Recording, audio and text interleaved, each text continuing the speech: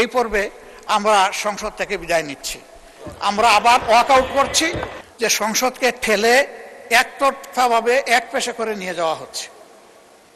আমরা নীতিগতভাবে এই ধরনের বিলে আমরা অংশগ্রহণ করতে চাচ্ছি না। মাননীয় স্পিকার, এই সমস্ত বিষয় বিবেচনায় নিয়ে এখন যে বিষয়টা আপনি উত্থাপনের দিকে যাচ্ছেন, আমরা যেহেতু এই আলোচনায় বৃহৎ স্বার্থে আমরা পুরা সংস্কার চাই, আমরা গণভোটের বাস্তবায়ন চাই এবং আমরা এইভাবে খণ্ডিত কোনো প্রসেসের অংশ হতে চাই না।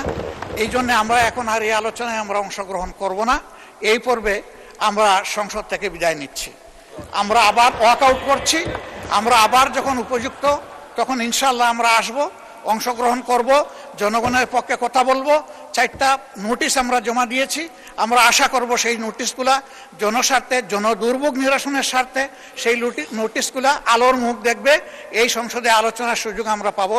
মাননীয় স্পিকার, আমাকে সময় দেওয়ার জন্য আপনাকে ধন্যবাদ। আমরা এখন ওয়াকআউট করছি।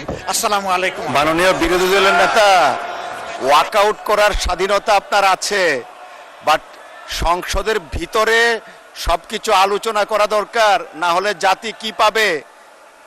আমি অনুরোধ করব আপনারা বসেন, আলোচনায় অংশগ্রহণ করেন। পক্ষ বিপক্ষ বিতর্ক থাকবে, বিতর্কের মধ্যে দিয়েই তো জাতি পরিচালিত হবে আপনাদের নেতৃত্বে।